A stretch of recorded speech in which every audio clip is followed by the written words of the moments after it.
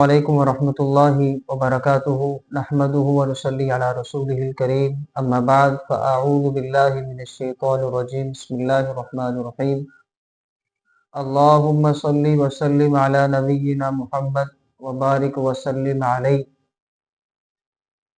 عزیز طلبہ طالبات، میں آپ تمام اسٹوڈنٹ کو اس عظیم مشن کے اندر اہلا و سہلا مرحبا کہتا ہوں۔ اللہ تعالیٰ مجھے اور آپ کو ریاکاری سے محفوظ فرمائے، اور جو کچھ بھی ہم اس کتاب کے اندر پڑھیں اللہ تعالیٰ پہلے مجھے پھر آپ کو اس کے اوپر عمل کرنے کی توفیق عطا فرمائے۔ انشاءاللہ العزیز اللہ تعالیٰ کی توفیق سے آج ہم پہلی حدیث پڑھیں گے۔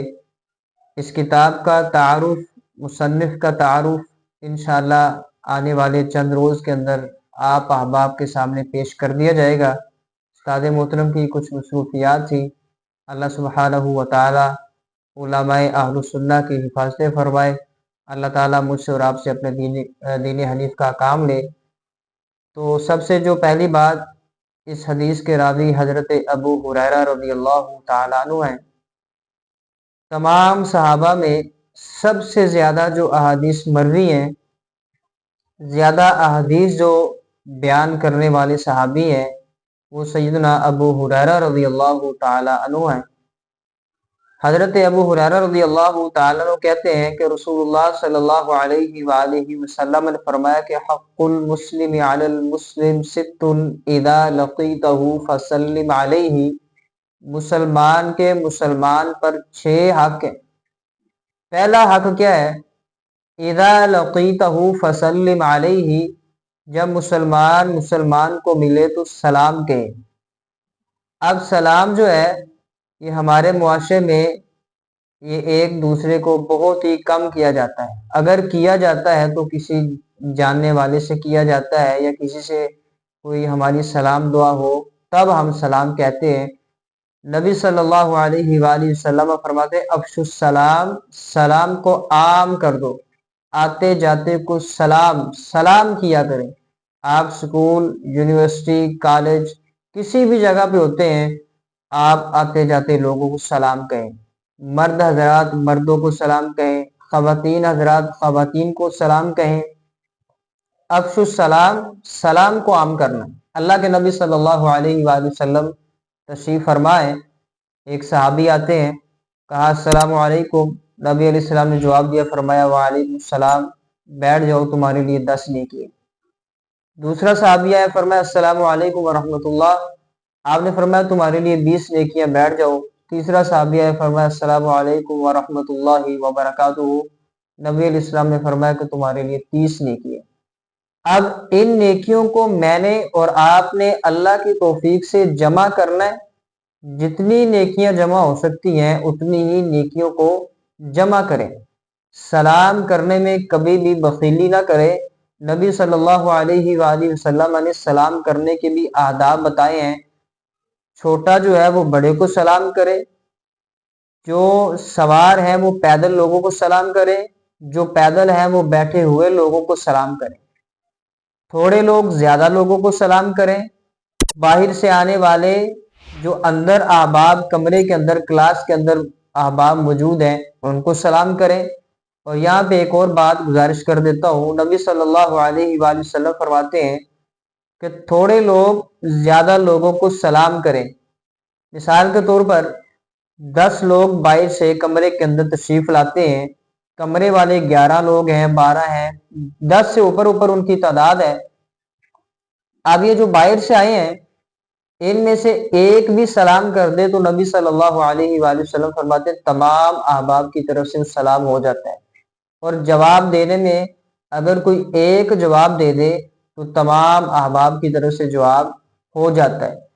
تو اللہ کی توفیق سے ہم نے سلام کو عام کرنا ہے۔ حتیٰ کہ نبی صلی اللہ علیہ وآلہ وسلم کے بارے میں آتا ہے آپ صلی اللہ علیہ وآلہ وسلم نماز میں بھی سلام کا جواب دیا کرتے تھے۔ اب سلام کا جواب کیسے دینا ہے؟ ایسے ہاتھ باندھے ہیں، باہر سے آنے والا جب سلام کرتا ہے تو ہم نے اپنے ہاتھ کو یوں اٹھا دینا ہے، صرف یوں ہاتھ کو اٹھانا ہے، یہ سلام کا جواب ہو جائے گا۔ تو بعض لوگ کہتے ہیں کہ کھانا کھاتے وقت، قرآن کی تلاوت کرتے وقت سلام کا جواب نہیں دینا چاہیے، اس بات کی کوئی حقیقت نہیں ہے، کوئی دلیل نہیں ہے۔ جب نماز میں سلام کہہ سکتے ہیں تو عام حالت میں بھی سلام کہا جا سکتا ہے۔ تو ہم نے پہلا جو مسلمان کا مسلمان پر حق ہے سلام کرنا ہے، سلام کو عام کریں۔ اللہ سبحانہ و تعالی مجھے اور آپ کو السلام علیکم ورحمۃ اللہ وبرکاتہ جیسی عظیم نعمت سے مالا مال فرمائے، بار بار لوگوں کو سلام کرنے کی اللہ تعالیٰ توفیق عطا فرمائے۔ نبی علیہ الصلوۃ والسلام فرماتے ہیں دوسرا حق کیا ہے؟ اذا لقیتہ فسلم علیہ واذا دعاک فاجبہ، جب مسلمان کو دعوت دے تو اس کی دعوت کو قبول کرنا چاہیے۔ اب اس دعوت سے مراد ولیمے کی دعوت ہے، اس سے مراد ولیمے کی دعوت ہے، کھانا کھانے کی دعوت ہے۔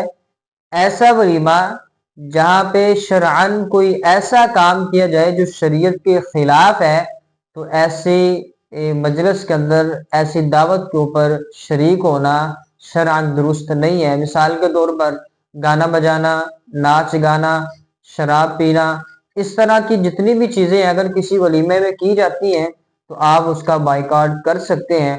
ادروائز کوئی ایسا ویسا سسٹم نہیں ہے، تو آپ کو دعوت کو قبول کرنا چاہیے، کیونکہ نبی صلی اللہ علیہ وسلم فرماتے ہیں وَإِذَا دَعَاكَ فَأَجِبْهُ، یہ مسلمان کا مسلمان کو دعوت دینا پھر اس کو قبول کرنا، یہ مسلمان کا حق ہے کہ اس کی دعوت کو قبول کیا جائے۔ آگے نبی صلی اللہ علیہ وسلم فرماتے ہیں تیسرا حق کیا ہے؟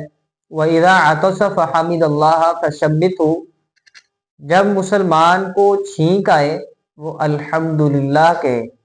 کسی مسلمان کو چھینک آتی ہے وہ الحمدللہ کہے۔ سننے والا یرحمک اللہ کہے۔ مثال کے طور پر آپ کو چھینک آتی ہے، آپ کہیں گے الحمدللہ۔ کوئی پاس بیٹھا دوست، بھائی، بہن، ماں باپ، کوئی بھی ہے، وہ آپ کو کہے گا یرحمک اللہ، اللہ تمہارے اوپر رحمت فرمائے۔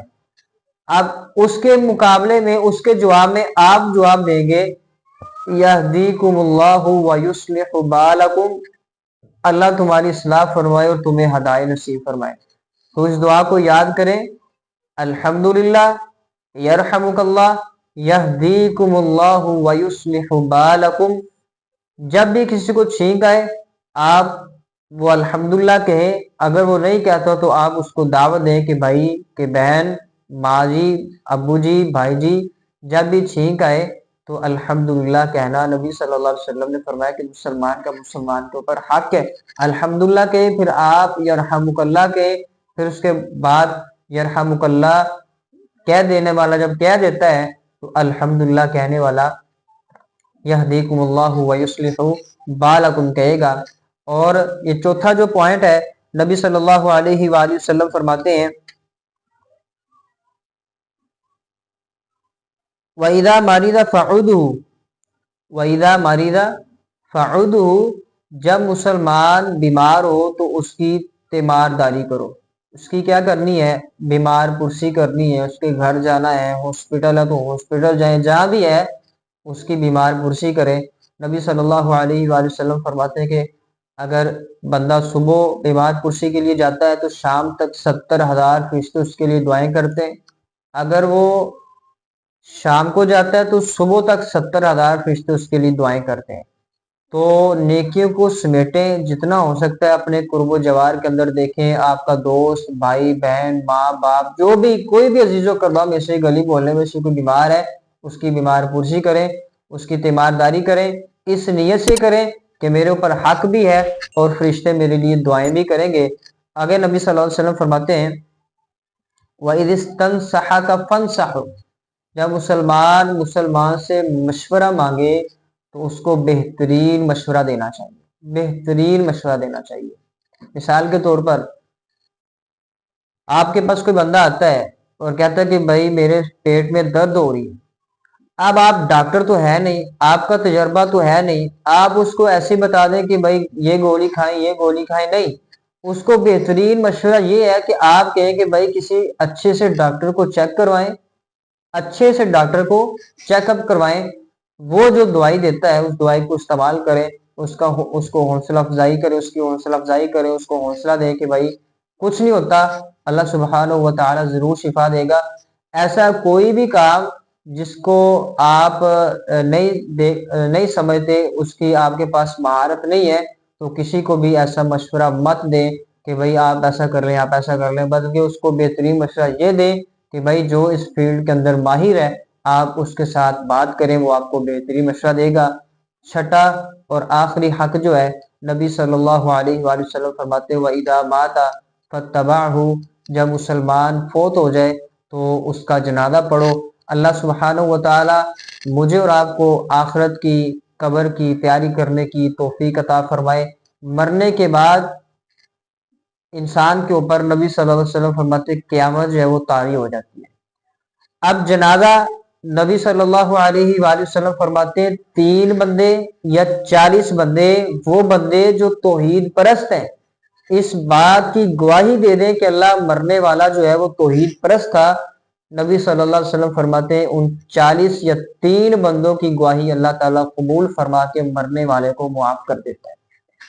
اپنی دوستی، اپنا اٹھنا بیٹھنا، اپنا کھانا پینا، اپنا لین دین، آنا جانا، یہ سارے کا جو سارا انتظام ہے، سسٹم ہے، یہ اہل توحید، اہل سنہ لوگوں کے ساتھ آپ اپنائیں، ان لوگوں کے ساتھ دوستیاں لگائیں، ان کے ساتھ آنا جانا، رشتہ داری، یہ سارے معاملات جو ہیں اہل توحید لوگوں کے ساتھ کلوز کریں، تاکہ میرے اور آپ کے مر جانے کے بعد یہ لوگ ہماری میت پہ کھڑے ہو کے اللہ سبحانہ و تعالیٰ کے سامنے ہماری گواہی دے کہ اللہ یہ توحید پرست تھا، نبی صلی اللہ علیہ وآلہ وسلم کی سنت کے مطابق عمل کرنے والا تھا، اللہ سبحانہ و تعالیٰ ضرور معاف فرمائے گا۔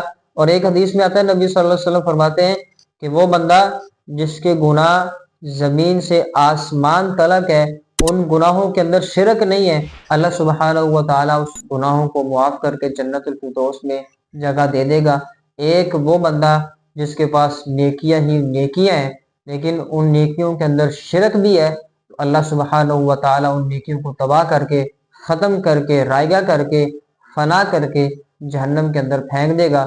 اللہ سبحانہ و تعالیٰ مجھے اور آپ کو توحید پر عمل کرنے کی توفیق عطا فرمائے، سنت کے مطابق زندگی گزارنے کی توفیق عطا فرمائے، کتاب و سنت کو سمجھنے کی، پرکھنے کی، عمل کرنے کی توفیق عطا فرمائے۔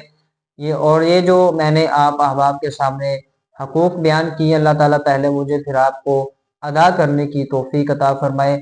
جو اچھا بولا وہ اللہ تعالیٰ کی طرف سے، کمی کوتاہی میری طرف سے۔